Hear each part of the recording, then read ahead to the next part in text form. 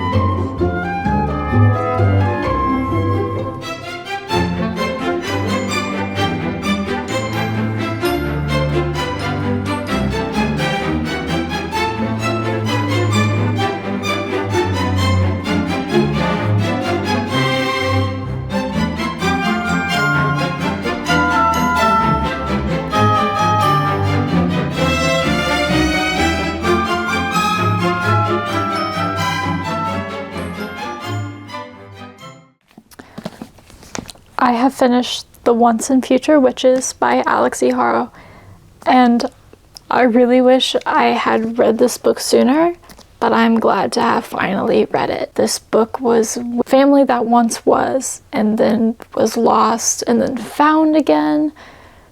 It like linked like history and magic so well together. The magic is never fully explained, but I loved the inclusion. I loved the inclusion of it being seeped into nursery rhymes and fairy tales, and how things are similar to what we know, but not quite the same. Like certain lines aren't the same as we might know them. Certain stories aren't necessarily the same as we might know them. But I loved all of those things about it. And like, I loved the characters in this. I love the progression of the story in this. God, I just loved everything about it. I loved the reveals that happened.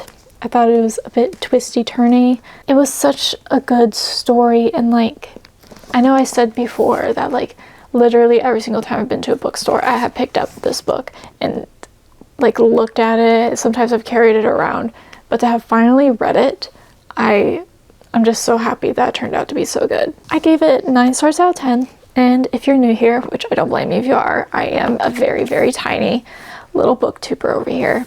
So if you're new here, I rate things out of 10 because I feel like that's a better scale of 1 to 5, because 1 to 5 means different things to all sorts of people. Like some people think a 3-star is bad, and some people never rate books a 5-star. So I use a scale of 1 to 10 because honestly, this is my personal rating system. I feel like it covers my feelings a lot more when I look back at my reading journal when I rate them 1 to 10. And this was a 9, and that basically means if you want to be 5-star scale about it, that this would be a 5-star. Honestly, I want every book that I read to be a new favorite, and this one definitely is. I can see so much rereading potential in this book, and like, it was just so good. And like, it's also like that perfect like autumn-y read in my opinion, because it takes place around the autumn equinox, I believe. I have done some other things, like I'm trying to be better about including other things in my life and not just this little corner of my bedroom. I'm gonna make a peach crumble tonight, I think. Very simple recipe, canned peaches. I'll show it to you. Maybe it'll turn out good, maybe it'll turn out bad. Who knows? We're gonna try our best. Maybe I'll play a video game. I've been wanting to get back to trying out Fire Emblem Three Houses. I started it, but I think I picked the wrong house, because I feel like I picked the house that like might be like the funnest or the people's favorites, but I should have picked the one that I really wanted. So I think I'm just gonna restart, because I wasn't very far into it and I stopped playing it forever ago, so I'm not gonna even remember how to play anyway. But I'm thinking maybe I'll do that. And also need to decide what book I would like to read next. My 2 choices are the 2 other books I want to read during this vlog. And I feel like I kind of went for like a historical fantasy type vibe. I don't know if one of these books really fits that, but I feel like it does. The 2 choices I have is Threadneedle by Carrie Thomas. This has been on my TBR for a while, and I really liked what the front says right here.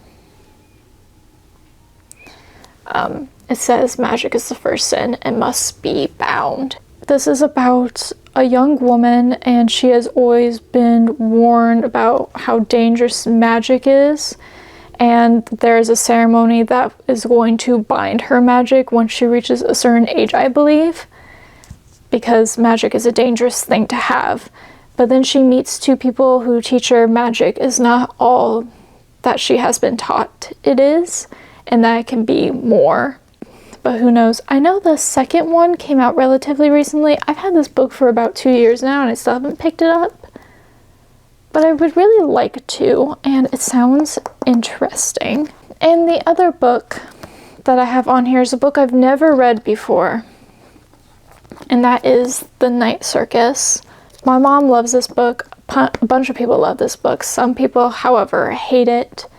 And I think this is like rivals to lovers. It's two magicians who have both been training under the same person to work at the night circus. I don't know anything else really about it. However, I do want to read it. So, I don't know. Those are the two other books for this vlog. So I feel like I kind of have a theme going for it, but I'm not really sure.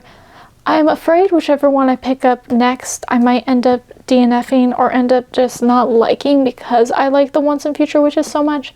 And sometimes when I don't take a bit of a break in between reading books that I really like, the next book is automatically a little bit disappointing. I don't know if anyone else is like that.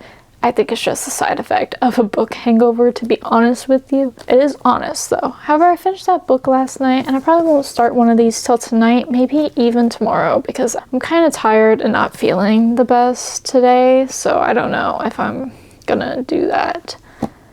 So I don't know if I'm really in the mood to read today. But these are the two choices that I have because these are two books I want to read. I will say the Night Circus is on my fall TBR, so I really want to get to it. And the Night Circus, honestly, maybe I should have put it on my fall TBR, to be honest with you. This one has a map. Oh, I love a map. I love a good map. But anyways, I'm gonna go probably watch some YouTube on my phone, to be completely honest with you. And then maybe play a video game. And the air conditioner's back on, so that's my cue.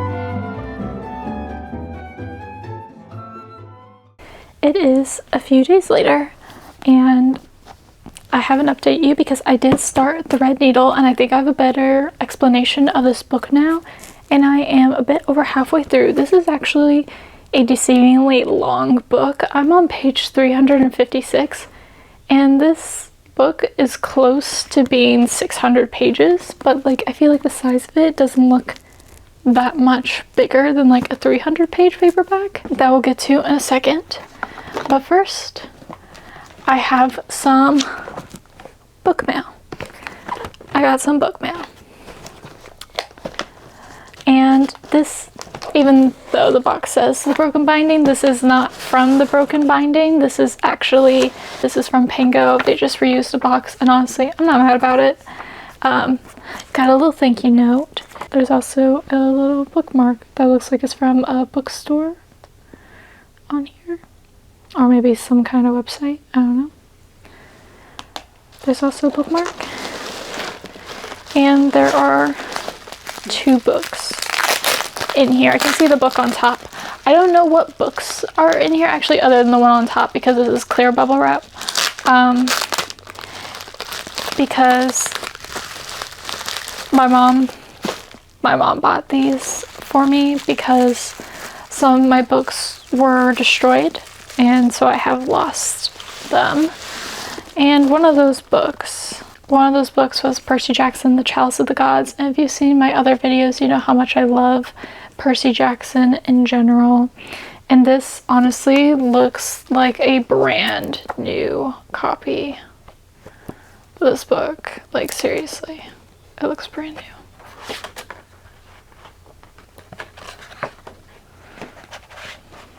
Hello, how are you? She's like, what are you doing, lady? Nice that she popped in though.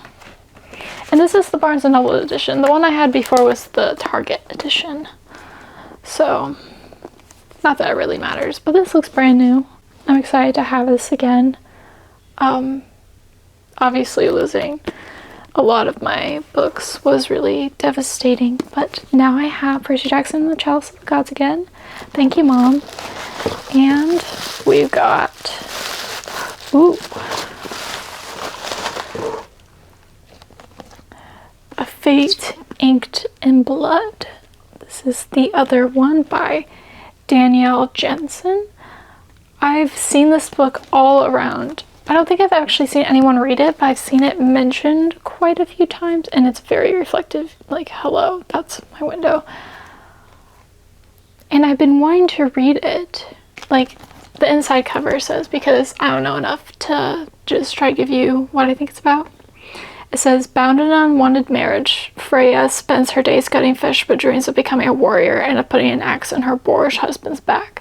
Freya dreams abruptly become reality when her husband betrays her to the regent's Jarl, landing her in a fight to the death against his son, Bjorn.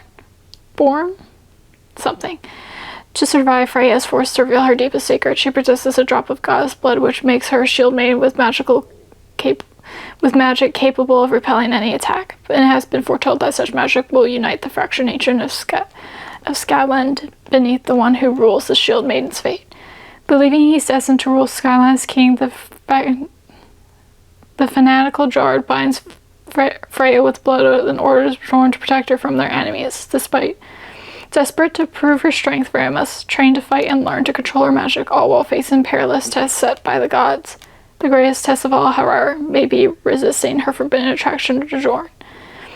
If Freya succumbs to her lust for the charming and fierce warrior, she risks not only her own destiny, but the fate of all people she has sworn to protect. That sounds interesting. I don't think I knew that it was like kind of like a Scandinavian Viking-like story, even though if you've seen any of Elizabeth Wheatley's content lately, she talks about how Vikings are portrayed not how they actually were in media, and that's really interesting to look at, so I definitely would say to go check that out. But this looks like a special edition because it's got shiny blue edges, and that's pretty cool. I don't know. I have a feeling you're going to be seeing several mini book hauls like this over the next several months as me and my family slowly replace all the books that I've lost. So I re-got Chalice of the Gods, A Fate Inked in Blood is new, but my guess is, like, obviously they're from the same shop, and my mom thought I would like this book. And I've been quite sad lately, so I think that's why she also threw this one in. But I'm excited to read both of them. Well, I've already read this one this year, but I'm excited to read this one. And I'm very happy that this one is back in my life. Now, let's get back to Threadneedle. I was incorrect the other day when I talked about this book that this was historical fiction. For some reason, I really thought it was historical fiction. I think it was a combination of, like, the cover art and the description and the names. They seem like very vintagey names to me. But, like, I stayed up late reading this because I've got to say, like, this book makes me so angry for the main character. Like, she is going through so much. But I do want to say, even if the description of this book sounds interesting to you, it is quite dark because our main character is a teenager. Like, she's 15 at the very beginning of this book, and we have some flashbacks to when she's younger, as well as, like, she's a young teenager and her parents are dead. Her parents are dead, and she's being raised by her aunt, but her aunt is abusing her psychologically, emotionally, physically, and magically. Like, there's a whole bunch of stuff in here, like,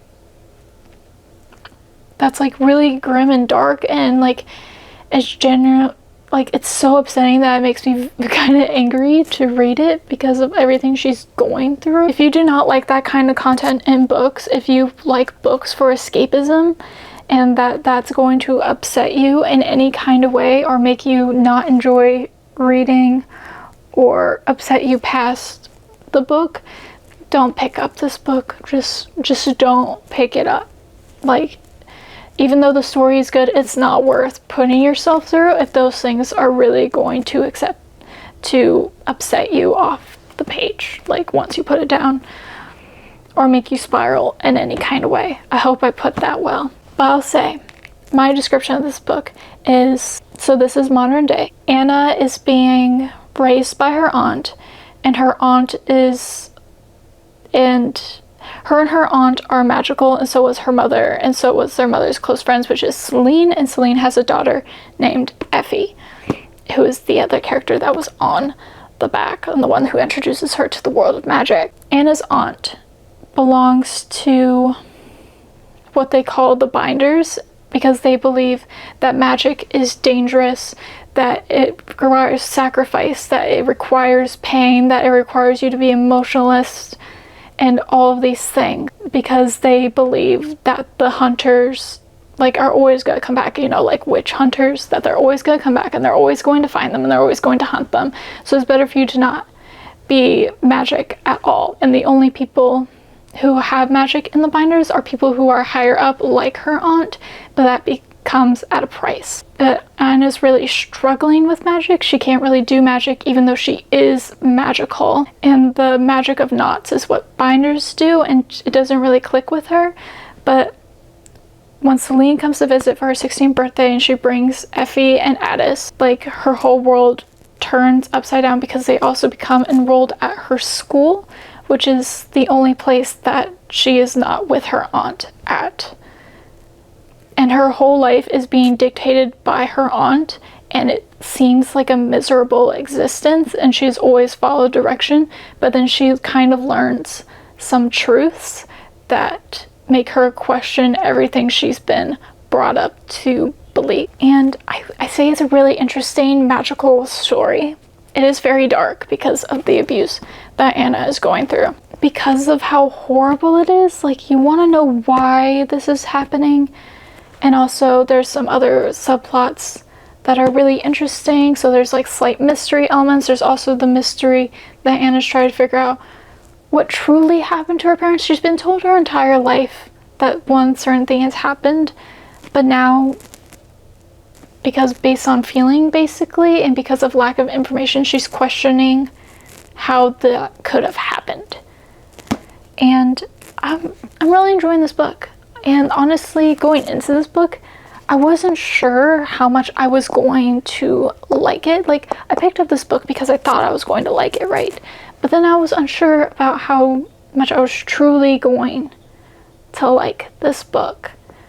Just to find out that, like, I am enjoying reading this book, even though it does make me angry. Like, I don't think a book has ever made me so angry for the main character before. But I think that's a testament to the writing style of this, and also not romanticizing everything that she's going through. It's just so awful. And because of that, it's kind of giving me Juniper and Thorn vibes, because that one also made me pretty angry.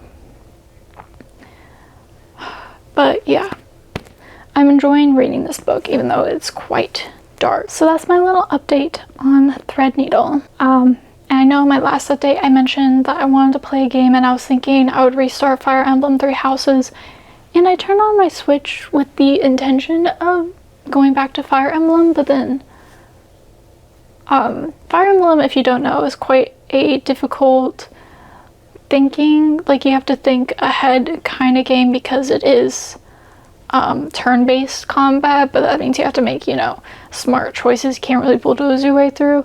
And it's also quite long. The game's quite long, and even though I do really want to play it, when I turned on my Switch, like, I was looking for the game in my little case, because I have quite a few games. And then I came across Witchwood, which I had started a couple months back, but I hadn't even finished, like, the little introductory quest. And I was just like, oh, I was really enjoying that. And that is more of a cozy crafting game with, like, where you follow an evil witch in the forest going on these quests, making potions and talking to these other characters. And it's very, like, magical and storybook and fairy tale-esque. And I love the art style. So I picked it back up, and I've been loving playing it. Like, it's sucking up a lot of my time. I probably would have finished this book already if I wasn't playing that game, but I am loving playing it. And I feel like this fall and, like, going into winter time of year is the time of year where I play the most games, to be honest. So, like, I'm really excited that I'm enjoying Witchwood, and it's not very difficult. Like, there's not really any combat at all, and it's more so like a story, and you know what, I'm quite enjoying it. Like, I'm having a really great time. Yeah, I also watched Practical Magic. I watched it over the phone with my mom because we both love that movie. It's gotta be one of my favorite movies of all time, and we have matching sweatshirts, and I'm wearing mine again today. It is the little it's the little saying here, so you can see it a bit more.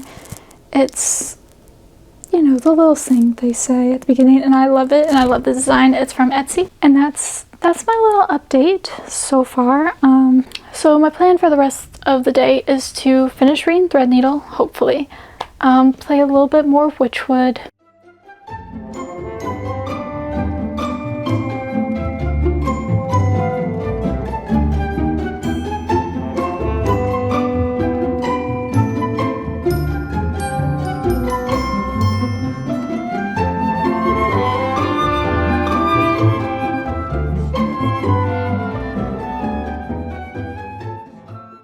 Well, fancy seeing you here again. I have a little update for the vlog, even though it's been a little while since I updated last. But I have finished Threadneedle by Carrie Thomas, and everything I said about it before still stands. This is the most upset I've ever been for a main character, I think, other than maybe Juniper and Thorn. And even though they might have some similarities on paper, I don't really think they are similar stories, if that makes sense. I really enjoyed Threadneedle as a whole. Like, I really liked the story, and I liked the storytelling, I liked the writing. There are some decisions in it that I wouldn't classify as my favorite, especially towards the end. The end becomes very fast-paced, even though I wouldn't call this a fast-paced book. I would call this a medium-paced book.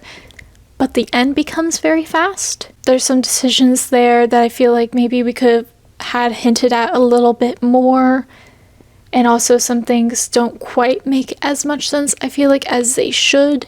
And there's also some decisions that personally are not my favorite.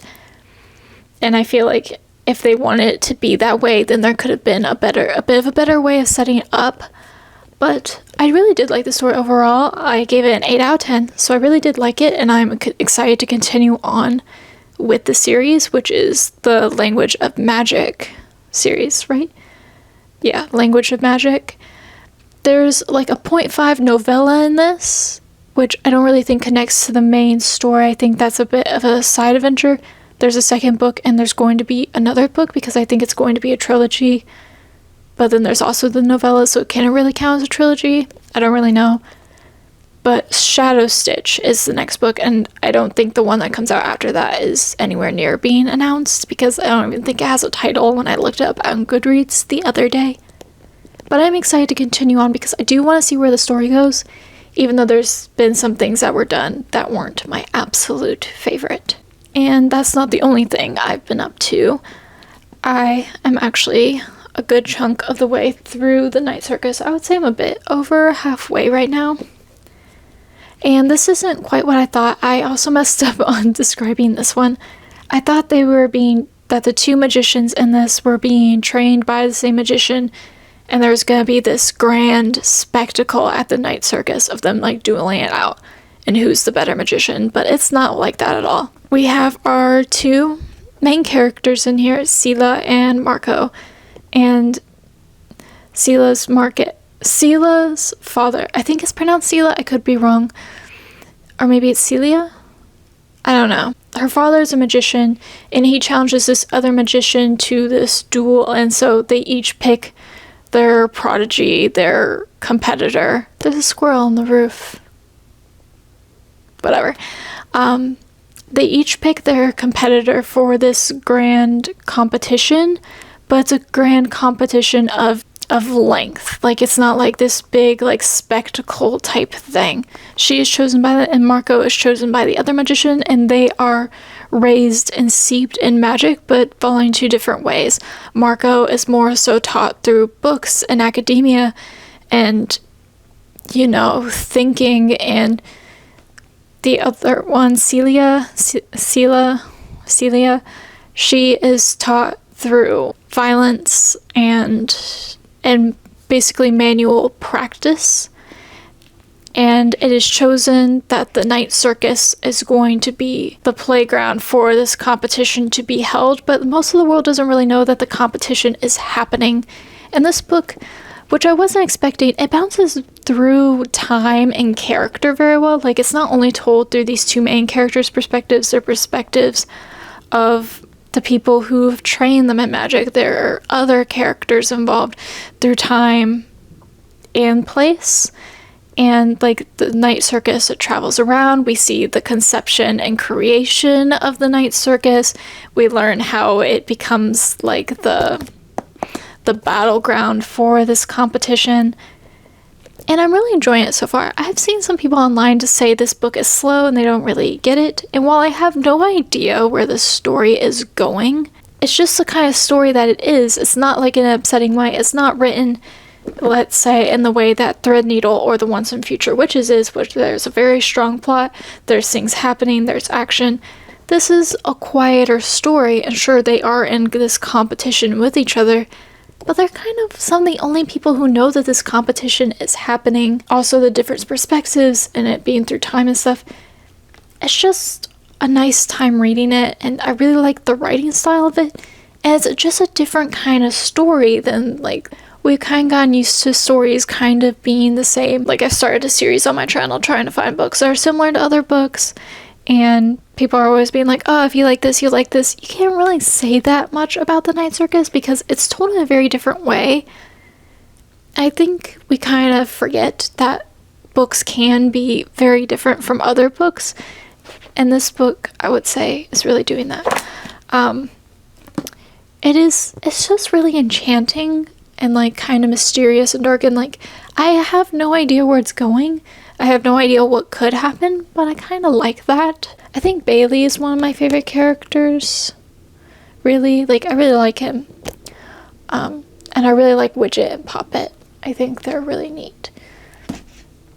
But that's kind of my update so far. I feel like, I don't know, I'm gonna continue reading The Night Circus, and I guess I'm gonna update you later. Bye.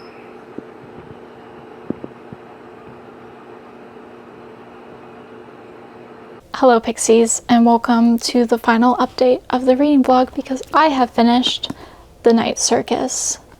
Now, this book is everything I expected it to be, and also nothing like how I expected it to be, if that makes any kind of sense. I loved the way that this went. I don't feel like it's what we're used to in books, so I can see why some people don't like it. However, I really appreciated those aspects, and like, I just had a fun time, like, kind of bumbling through this world, and like, nothing I would say too terribly intense happens. Even though there's an intense thing that happens, it's written in a way that doesn't feel like that big of a deal. I loved the Circus of Dreams, the Night Circus in the book. I thought it was enchanting. I still stand by that Bailey is one of my favorite characters. Heartbreaking things happen in this book, but it's just so lovely, and I really think like enchanting is the best word for this book. And like, I just really had a good time. I think this is gonna be a book that I think about for a long time as well. I gave it an 8 out of 10 because there are books that I love more than this book, but I really did enjoy myself in the story, and I think it is a great book. But with all that being said, you know, we read 3 books in this vlog, and they're all books that I actually really enjoyed. Like, these are the 3 books that were read. You know, The Once and Future Witches is an absolute favorite book of all time for me. The Night Circus I'm going to think about for a really long time, and I absolutely loved. Threadneedle, I'm super excited to continue in the series because I also really enjoyed it, even though it did some things I didn't quite like as much. But I'll say overall, this is like a really successful reading vlog for me because at the end of the day, I loved all these books. But my absolute favorite, without a shadow of doubt, was The Once and Future Witches. I loved this book. With that being said, we're kind of done here. I had a good time. I think I put in some things that weren't just clips of me right here, right now. So hopefully those worked out. But yeah, that's kind of it. So I guess I'm signing off now. Okay, bye.